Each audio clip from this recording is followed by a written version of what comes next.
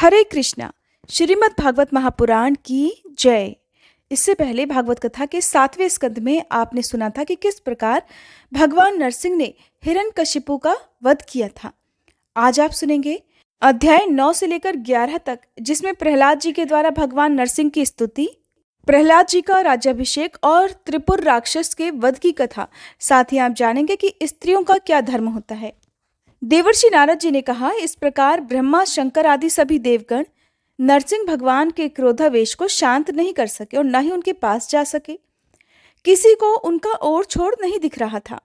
तब देवताओं ने उन्हें शांत करने के लिए स्वयं लक्ष्मी जी को उनके पास भेजा। उन्होंने जाकर जब नरसिंह भगवान का वह महान अद्भुत रूप देखा, तब भय के कारण वे भी उनके पास नहीं जा सकी। उन्होंने ऐसा अनूठा रूप न कभी देखा था और न ही कभी सुना था। तब ब्रह्मा जी ने अपने पास ही खड़े हुए प्रहलाद को ये कहकर भेजा कि बेटा, तुम्हारे पिता पर ही तो भगवान कुपित हुए थे, अब तुम ही उनके पास जाकर उन्हें शांत करो। भगवान के परम प्रेमी प्रहलाद जी जो आज्ञा कहकर और धीरे से भगवान के पास जाकर हाथ जोड़कर पृथ्वी पर साष्टांग लौट गए। नरसिंह भगवान ने देखा कि एक नन्हा सा बालक मेरे चरणों के पास पड़ा हुआ है, तो उनका हृदय दया से भर गया। उन्होंने प्रहलाद जी को उठाकर उनके सिर पर अपना वह कर कमल रख दिया, जो कि काल सर्प से भयभीत पुरुषों को अभय दान करने वाला होता है। भगवान के कर कमलों का अर्थात हाथों का स्पर्श होते ही उनके बचे खुचे अशुभ संस्कार भी झड़ गए, अर्थात उनके अंदर जो थोड़ी बहुत कमी थी वह भी दूर हो गई। तत्काल ही उन्हें परमात्म तत्व का साक्षात्कार हो गया। तब उन्होंने बड़े प्रेम और आनंद में मगन होकर भगवान के चरण कमलों को अपने हृदय में धारण कर लिया। उस समय प्रहलाद जी का सारा शरीर पुलकित हो गया, हृदय में प्रेम की धारा प्रवाहित होने लगी और नेत्रों से आनंद के आंसू झरने लगे। प्रहलाद जी भावपूर्ण हृदय और निर्निमेष नयनों से भगवान की ओर देख रहे थे। भाव समाधि से स्वयं एकाग्र हुए मन के द्वारा उन्होंने भगवान के गुणों का चिंतन करते हुए बड़े प्रेम से भरी हुई वाणी में उनकी स्तुति करना प्रारंभ कर दिया। प्रहलाद जी कहने लगे, ब्रह्मादि देवता, ऋषि, मुनि और सिद्ध पुरुषों की बुद्धि लगातार सत्व गुण में ही स्थित रहती है, फिर भी वे अपनी धारा प्रवाह स्तुति और अपने विविध गुणों से आपको अभी तक भी संतुष्ट नहीं कर पाए हैं। फिर मैं तो, हे प्रभु, घोर असुर जाति में उत्पन्न हुआ हूं, क्या आप मुझसे संतुष्ट हो सकते हैं? मैं तो समझता हूं कि धन, कुलीनता, रूप, तप, विद्या, ओज, तेज, प्रभाव, बल, पौरुष, बुद्धि और योग, ये सभी गुण परम पुरुष भगवान को संतुष्ट करने में समर्थ नहीं हैं। परंतु भक्ति से तो भगवान गजेंद्र पर भी संतुष्ट हो गए थे, और मेरी समझ से इन 12 गुणों से युक्त ब्राह्मण भी अगर भगवान कमल नाभ के चरण कमलों से विमुख हो जाए, उनसे दूर हो जाए, तब तो वह चंडाल श्रेष्ठ है जिसने अपने मन, वचन, कर्म, धन और प्राण भगवान के चरणों में समर्पित कर रखे हैं। क्योंकि वह चंडाल तो अपने कुल तक को पवित्र कर देता है और बड़प्पन का अभिमान करने वाला वह ब्राह्मण अपने को भी पवित्र नहीं कर सकता। भगवान, आप तो सत्व गुण के आश्रय हैं और ये ब्रह्मादि देवता आपके आज्ञाकारी भक्त हैं। ये हम दैत्यों की तरह आपसे द्वेष नहीं करते। प्रभु, आप बड़े बड़े सुंदर सुंदर अवतार ग्रहण करके इस जगत के कल्याण और अभ्युदय के लिए और इसे आत्मानंद की प्राप्ति कराने के लिए अनेकों प्रकार की लीलाएं करते रहते हैं। जिस असुर को मारने के लिए आपने इतना क्रोध किया था, प्रभु, वह तो मारा जा चुका। अब आप अपना क्रोध शांत कीजिए। जैसे बिच्छू और सांप की मृत्यु से सज्जन भी सुखी होते हैं, वैसे ही इस दैत्य के संहार से सभी लोगों को बड़ा सुख मिला है। अब सभी आपके शांत स्वरूप के दर्शन की बाट देख रहे हैं। हे नरसिंह देव, भय से मुक्त होने के लिए भगवत जन आपके इस रूप का स्मरण करेंगे। आपकी जीभ लपलपा रही है, आंखें सूर्य के समान हैं, आपकी भौहें चढ़ी हुई हैं, पैनी और बड़ी दाढ़ें हैं, आंतों की माला, खून से लथपथ गर्दन के बाल, बर्छे की तरह सीधे खड़े हुए कान और दिग्गजों को भी भयभीत कर देने वाला सिहनाद और शत्रुओं को फाड़ डालने वाले आपके इन नाखूनों को देखकर मैं तनिक भी भयभीत नहीं हुआ हूँ। दीन बंधु, मैं भयभीत हूँ तो केवल इस असह्य और उग्र संसार चक्र में पिसने से। मैं अपने कर्म पाशों से बंधकर इन भयंकर जंतुओं के बीच में डाल दिया गया हूँ। मेरे स्वामी, अब आप प्रसन्न होकर मुझे कब अपने उन चरण कमलों में बुलाएंगे जो समस्त जीवों की एकमात्र शरण और मोक्ष रूप है। हे अनंत, मैं जिन जिन योनियों में गया, उन सभी योनियों में प्रिय के वियोग और अप्रिय के संयोग से होने वाले शोक की आग में झुलसता रहा। उन दुखों को मिटाने की जो दवा है, वह भी दुख रूप ही है। और मैं ना जाने कब से अपने अलावा वस्तुओं को आत्मा समझकर इधर उधर भटक रहा हूँ। अब आप ऐसा साधन बतलाइए जिससे कि आपकी सेवा भक्ति प्राप्त कर सकूं। प्रभु, आप अपनी चैतन्य शक्ति से बुद्धि के समस्त गुणों को सर्वदा पराजित रखते हैं। काल रूप से सभी साध्य और साधनों को अपने अधीन रखते हैं। मैं इस समय आपकी शरण में हूँ। प्रभु, आप मुझे इन सब से बचाकर अपने सानिध्य में खींच लीजिए।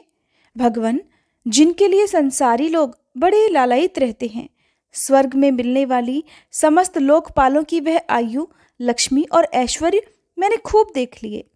जिस समय मेरे पिता तनिक क्रोध करके हंस रहे थे, उस समय उनकी भौहें थोड़ी टेढ़ी हो जाती थीं।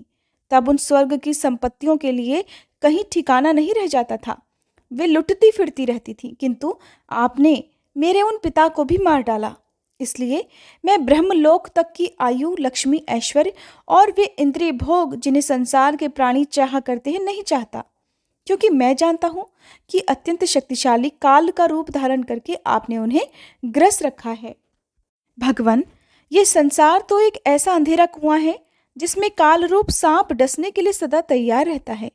विषय भोगों की इच्छा वाले पुरुष उसी में गिरे हुए हैं और मैं भी संगवश उसके पीछे उसी में गिरने जा रहा था। परंतु हे भगवान, देवर्षि नारद ने मुझे अपनाकर बचा लिया। तब भला मैं आपके भक्तजनों की सेवा कैसे छोड़ सकता हूँ। हे अनंत, जिस समय मेरे पिता ने अन्याय करने के लिए कमर कसकर हाथ में खड्ग ले लिया और वह ये कहने लगा कि अगर मेरे सिवा कोई और ईश्वर है तो तुझे बचा ले, मैं तेरा सिर काट रहा हूँ, उस समय आपने ही तो मेरे प्राणों की रक्षा की और मेरे पिता का वध किया। मैं तो समझता हूँ प्रभु कि आपने अपने प्रेमी भक्त सनकादि ऋषियों का वचन सत्य करने के लिए ही वैसा किया था। भगवान, ये संपूर्ण जगत एकमात्र आप ही हैं, क्योंकि आप इसके आदिकाल में ही कारणभूत थे। अंत में आप ही अवधि के रूप में रहेंगे और बीच में इसकी प्रतीति के रूप में भी केवल आप ही रहेंगे। आप अपनी काल शक्ति से प्रकृति के गुणों को प्रेरित करते हैं, इसलिए ये ब्रह्मांड आपका ही शरीर है। पहले ये आप में ही लीन था। जब प्रलयकालीन जल के अंदर शेष शैया पर शयन करने वाले आपने योग निद्रा की समाधि त्याग दी, तब वट के बीज से विशाल वृक्ष के समान आपकी नाभि से ब्रह्मांड कमल उत्पन्न हुआ। उस पर सूक्ष्मदर्शी ब्रह्मा जी प्रकट हुए थे। जब उन्हें कमल के सिवा और कुछ भी दिखाई नहीं पड़ा, तब अपने में बीज रूप से व्याप्त आपको वे नहीं जान सके और आपको अपने से बाहर समझकर जल के भीतर घुसकर 100 वर्षों तक ढूंढते रहे थे, परंतु वहां उन्हें कुछ भी नहीं मिला। ये ठीक है, क्योंकि अंकुर उगाने पर उसमें व्याप्त बीज को कोई बाहर अलग कैसे देख सकता है। ब्रह्मा जी को भी बड़ा आश्चर्य हुआ और वे आपको ढूंढने के बाद हार कर कमल पर बैठ गए। बहुत समय बीतने पर, तीव्र तपस्या करने से जब उनका हृदय शुद्ध हो गया था, तब उन्हें भूत, इंद्रिय और अंतःकरण रूप अपने शरीर में ही ओत प्रोत से स्थित आपके सूक्ष्म रूप का साक्षात्कार हुआ। ठीक वैसे ही जैसे पृथ्वी में व्याप्त उसकी अति सूक्ष्म तन्मात्रा गंध का हुआ करता है। विराट पुरुष सहस्त्रोमुख, चरण, सिर, हाथ, जंघा, नासिका, मुख, कान, नेत्र, आभूषण और आयुधों से संपन्न था। 14 लोक उसके विविध अंगों के रूप में शोभायमान थे और वह भगवान की एक लीलामयी मूर्ति थी। उसे देखकर ब्रह्मा जी को बड़ा आनंद हुआ। रजोगुण और तमोगुण रूप मधु और कैटब नाम के 2 बड़े बलवान दैत्य थे। जब वे वेदों को चुराकर ले गए, तब आपने हयग्रीव अवतार ग्रहण किया और उन दोनों को मारकर सत्वगुण रूप श्रुतियां ब्रह्मा जी को वापस लौटा दी। देवर्षि नारद कहते हैं कि प्रहलाद जी ने बालक होने पर भी यही समझा कि वरदान मांगना प्रेम भक्ति का विघ्न है, इसलिए कुछ मुस्कुराकर वे स्तुति करने के बाद भगवान से इस प्रकार बोले कि प्रभु, मैं तो जन्म से ही विषय भोगों में आसक्त हूँ। अब आप मुझे वरदान का लालच देकर लुभाइए मत। मैं उन भोगों के संग से डरकर उनके द्वारा होने वाली तीव्र वेदना का अनुभव कर उनसे छूटने की इच्छा से ही आपकी शरण में आया हूँ। और हे प्रभु, अगर आप मुझे मुँहमांगा वरदान देना ही चाहते हैं तो ये वर दीजिए कि मेरे हृदय में कभी किसी कामना का बीज अंकुरित ही ना हो। भगवान, आपको नमस्कार है। आप सभी के हृदय में विराजमान उदार शिरोमणि स्वयं पर ब्रह्म परमात्मा है। अद्भुत नरसिंह रूपधारी श्रीहरि के चरणों में मैं बार बार प्रणाम करता हूँ। भक्त प्रहलाद की स्तुति सुनकर नरसिंह भगवान कहने लगे, प्रहलाद, तुम्हारे जैसे मेरे एकांत प्रेमी इस लोक अथवा परलोक की किसी भी वस्तु के लिए कभी कोई कामना नहीं करते। फिर भी हे भक्त, बहुत ज्यादा नहीं, केवल एक मनवंतर तक मेरी प्रसन्नता के लिए तुम इस लोक में दैत्याधिपतियों के समस्त भोग स्वीकार कर लो। समस्त प्राणियों के हृदय में यज्ञों के भोक्ता ईश्वर के रूप में तो मैं ही विराजमान हूँ। तुम अपने हृदय में मुझे देखते रहना और मेरी लीला कथाएं जो तुम्हें अत्यंत प्रिय हैं सुनते रहना। समस्त कर्मों के द्वारा मेरी ही आराधना करना और इस प्रकार अपने पूर्व जन्म के कर्मों का क्षय कर लेना। भोग के द्वारा पुण्य कर्मों के फल और निष्काम पुण्य कर्मों के द्वारा पाप का नाश करते हुए समय पर शरीर का त्याग करके समस्त बंधनों से मुक्त होकर तुम मेरे पास आ जाओगे। और तुम्हारे द्वारा की गई मेरी इस स्तुति का जो भी मनुष्य कीर्तन करेगा, साथ ही मेरा और तुम्हारा भी ध्यान करेगा, वह समय पर कर्मों के बंधन से सदा सदा के लिए मुक्त हो जाएगा। प्रहलाद जी ने कहा, हे महेश्वर, आप वर देने वालों के स्वामी हैं। आपसे मैं एक वर और मांगता हूँ। मेरे पिता ने आपके ईश्वरीय तेज को और सर्वशक्तिमान चराचर गुरु स्वयं आपको न जानकर आपकी बड़ी निंदा की है। इस विष्णु ने मेरे भाई को मार डाला है, ऐसी मिथ्या दृष्टि रखने के कारण पिताजी क्रोध के वेग को सहन करने में असमर्थ हो गए थे। इसी से उन्होंने आपका भक्त होने के कारण मुझसे भी द्रोह किया, मुझे भी अपना शत्रु मान लिया। हे दीनबंधो, यद्यपि आपकी दृष्टि पड़ते ही वो तो पवित्र हो चुके, फिर भी मैं आपसे प्रार्थना करता हूँ कि उस जल्दी नाश न होने वाले दुस्तर दोष से मेरे पिता शुद्ध हो जाएं। तब नरसिंह भगवान कहने लगे, हे निष्पाप प्रहलाद, तुम्हारे पिता स्वयं पवित्र होकर तर गए, इसकी तो बात ही क्या है। अगर उनकी 21 पीढ़ियों के पितर होते तो उन सब के साथ भी वे तर जाते, क्योंकि तुम्हारे जैसे कुल को पवित्र करने वाला पुत्र उन्हें प्राप्त जो हुआ है। बेटा, तुम मेरे सभी भक्तों के आदर्श हो। यद्यपि मेरे अंगों का स्पर्श होने से तुम्हारे पिता पूर्ण रूप से पवित्र हो गए हैं, फिर भी तुम उनकी अंत्येष्टि क्रिया करो। तुम्हारे जैसी संतान के कारण उन्हें उत्तम लोकों की प्राप्ति होगी। वत्स, तुम अपने पिता के पद पर स्थित हो जाओ और वेदवादी मुनियों की आज्ञा के अनुसार मुझ में अपना मन लगाकर और मेरी शरण में रहकर मेरी सेवा के लिए ही अपने सारे कार्य करो। देवर्षि नारद धर्मराज युधिष्ठिर से कहते हैं कि हे युधिष्ठिर, भगवान की आज्ञा के अनुसार प्रहलाद जी ने अपने पिता की फिर अंत्येष्टि क्रिया की। इसके बाद श्रेष्ठ ब्राह्मणों ने उनका राज्याभिषेक किया। उसी समय देवता ऋषि आदि के साथ ब्रह्मा जी ने नरसिंह भगवान को प्रसन्न देखकर पवित्र वचनों के द्वारा उनकी स्तुति की और उनसे ये बात कही। ब्रह्मा जी कहने लगे, हे देवताओं के आराध्य देव, आप तो सर्वंतर्यामी, जीवों के जीवनदाता और मेरे भी पिता हैं। ये पापी दैत्य लोगों को बहुत सता रहा था। ये बड़े सौभाग्य की बात है कि आपने इसे मार डाला। मैंने इसे वर दे रखा था कि मेरी सृष्टि का कोई भी प्राणी तुम्हारा वध नहीं कर सकेगा, जिससे यह मतवाला हो गया था, अभिमानी हो गया था। तपस्या, योग और बल के कारण अभिमानी होकर इसने समस्त वेद विधियों का उच्छेद कर दिया था। ये भी बड़े सौभाग्य की बात है कि इसके पुत्र परम भागवत शुद्ध हृदय नन्हे से शिशु प्रहलाद को आपने मृत्यु के मुख से छुड़ा दिया। और फिर ये भी बड़े आनंद और मंगल की बात है कि अब वह आपकी शरण में है। भगवान, आपके इस नरसिंह रूप का ध्यान जो कोई एकाग्र मन से करेगा, उसे यह सब प्रकार के भयों से बचा लेगा। यहाँ तक कि मारने की इच्छा से आई हुई मृत्यु भी उसका कुछ नहीं बिगाड़ सकेगी। तब नरसिंह भगवान जी बोले, हे ब्रह्मा जी, आप कृपया दैत्यों को ऐसा वर ना दिया करें। जो स्वभाव से ही क्रूर हैं, उनको दिया हुआ वर तो वैसा ही है जैसे सांपों को दूध पिलाना। नारद जी कहते हैं, हे युधिष्ठिर, नरसिंह भगवान ऐसा कहकर और ब्रह्मा जी के द्वारा की गई पूजा को स्वीकार करके फिर वहीं अंतर्ध्यान हो गए। इसके बाद प्रहलाद जी ने भगवत स्वरूप ब्रह्मा शंकर जी की और प्रजापति और देवताओं की पूजा करके उन्हें माथा टेककर प्रणाम किया।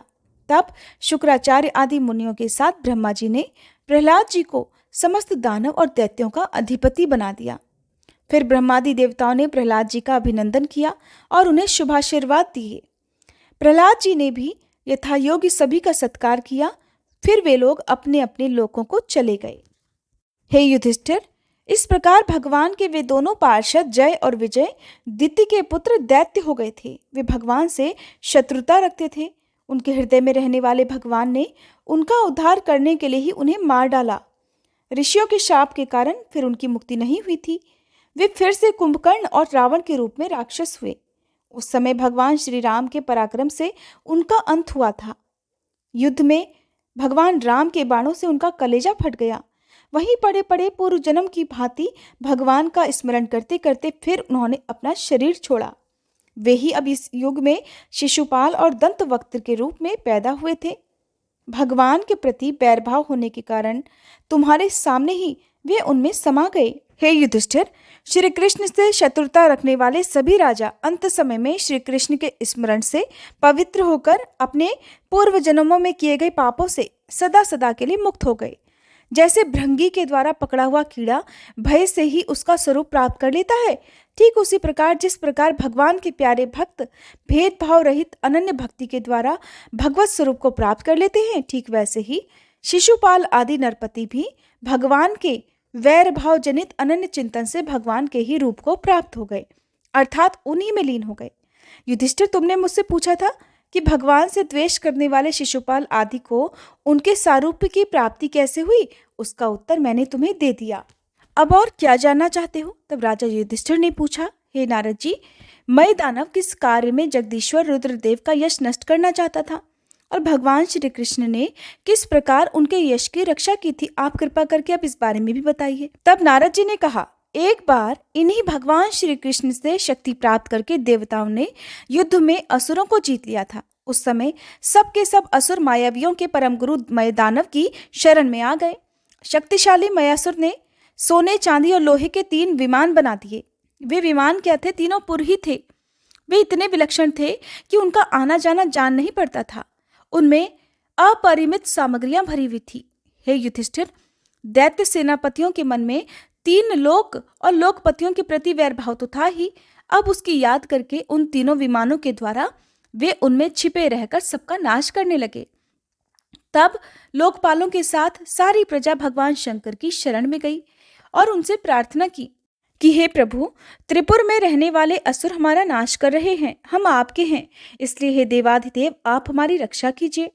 उनकी प्रार्थना सुनकर भगवान शंकर ने बड़ी दयापूर्ण शब्दों में उनसे कहा कि देवो, डरो मत। फिर उन्होंने अपने धनुष पर बाण चढ़ाकर तीनों पुरों पर छोड़ दिया। उनमें से मानो आग की लपटें निकल रही हों। उनके कारण उन पुरों का दिखना बंद हो गया था। उनके स्पर्श से सभी विमानवासी निष्प्राण होकर गिर पड़े। महामायावी मय बहुत से उपाय जानता था। वह उन सभी दैत्यों को उठा लाया और अपने बनाए हुए अमृत के कुएं में डाल दिया। उस सिद्ध अमृत रस का स्पर्श होते ही असुरों का शरीर अत्यंत तेजस्वी और वज्र के समान सुदृढ़ हो गया। वे बादलों को विदीर्ण करने वाली बिजली की आग की तरह उठ खड़े हुए। इन्हीं भगवान श्री कृष्ण ने जब देखा कि महादेव जी तो अपना संकल्प पूरा न होने के कारण उदास हो गए हैं, तब उन असुरों पर विजय प्राप्त करने के लिए उन्होंने एक उपाय किया। यही भगवान विष्णु उस समय गौ बन गए और ब्रह्मा जी बछड़ा बन गए। दोनों ही मध्याह्न के समय उन तीनों पुरों में गए और उस सिद्धरस के कुएं का सारा अमृत पी गए। यद्यपि उसके रक्षक दैत्य इन दोनों को देख रहे थे, फिर भी भगवान की माया से वो इतने मोहित हो गए कि उन्हें रोक ही नहीं सके। जब उपाय जानने वालों में श्रेष्ठ मयासुर को ये बात मालूम हुई, तब भगवान की इस लीला का स्मरण करके उसे कोई शोक नहीं हुआ। शोक करने वाले अमृत रक्षकों से उसने कहा कि भाई, देवता, असुर, मनुष्य या फिर कोई भी प्राणी अपने पराये या फिर दोनों के लिए जो कि प्रारब्ध का विधान है, जो कि पूर्व में ही लिख दिया गया है, विधाता का विधान, उसे मिटा नहीं सकता। जो होना था वो तो हो गया, अब शोक करके क्या करना है। इसके बाद भगवान श्री कृष्ण ने अपनी शक्तियों के द्वारा भगवान शंकर के युद्ध की सामग्री तैयार की। फिर उन्होंने धर्म से रथ, ज्ञान से सारथी, वैराग्य से ध्वजा, ऐश्वर्य से घोड़े, तपस्या से धनुष, विद्या से कवच, क्रिया से बाण और अपनी अन्य शक्तियों से अन्य अन्य वस्तुओं का निर्माण किया। फिर इन सभी सामग्रियों से सज धज कर भगवान शंकर रथ पर सवार हुए और धनुष बाण धारण किया। फिर भगवान शंकर ने अभिजीत मुहूर्त में धनुष पर बाण चढ़ाया और उन तीनों दुर्भेद्य विमानों को पल भर में ही भस्म कर दिया। हे युधिष्ठिर, उस समय स्वर्ग में दुंदुभियां बजने लगी, सैकड़ों विमानों की भीड़ लग गई। देवता, ऋषि, पितर और सिद्धेश्वर आनंद से जय जयकार करते हुए पुष्पों की वर्षा करने लगे। अप्सराएं नाचने और गाने लगी। हे युधिष्ठिर, उस समय उन तीनों पुरों को जलाकर भगवान शंकर ने पुरारी की पदवी प्राप्त की और ब्रह्मादि की स्तुति सुनते हुए अपने धाम को चले गए। आत्मस्वरूप जगत गुरु भगवान श्री कृष्ण इस प्रकार अपनी माया से जो मनुष्यों की तरह लीलाएं करते हैं, ऋषि लोग उन्हीं अनेकों लोक पावन लीलाओं का गुणगान किया करते हैं। अब मैं तुम्हें स्त्री धर्म का भी वर्णन करता हूँ कि एक स्त्री का क्या क्या धर्म है। पति की सेवा करना, उसके अनुकूल रहना, पति के संबंधियों को प्रसन्न रखना, उनका सम्मान करना, सदा पति के नियमों की रक्षा करना, ये पति को ही ईश्वर मानने वाली पतिव्रता स्त्रियों के धर्म है। साध्वी स्त्री को चाहिए कि झाड़ने, बुहारने, लीपने और चौक पूरने आदि से घर को और मनोहर वस्त्र आभूषणों से अपने शरीर को अलंकृत यानी कि सजा कर रखे, सामग्रियों को साफ सुथरा रखे, अपने पतिदेव की छोटी बड़ी इच्छाओं को समय के अनुसार पूरा करे, विनय, इंद्रिय संयम, सत्य और प्रिय वचनों से प्रेम पूर्वक पतिदेव की सेवा करे, जो कुछ मिल जाए उसी में संतुष्ट रहे, किसी भी वस्तु के लिए ललचाए नहीं, सभी कामों में चतुर और धर्मज्ञ हो, सदा सत्य और प्रिय बोले, अपने कर्तव्य में सावधान रहे। जो स्त्री लक्ष्मी जी के समान पति परायणा होकर अपने पति की उसे साक्षात भगवान का स्वरूप समझकर सेवा करती है, उसके पतिदेव वैकुंठ लोक में भगवत सारूपी को प्राप्त हो जाते हैं और वह लक्ष्मी जी के समान उनके साथ आनंदित होती है। हरे कृष्णा। आज का अध्याय समाप्त हुआ। अगले अध्याय में आप जानेंगे ब्रह्मचर्य और वानप्रस्थ आश्रमों के कुछ नियम, यति धर्म का निरूपण और अवधूत प्रहलाद जी के बीच में जो संवाद हुआ उसके बारे में। और इसी के साथ ही 7वां स्कंद भी समाप्त हो जाएगा। उम्मीद करती हूँ हर बार की तरह आज का अध्याय भी आपको पसंद आया होगा।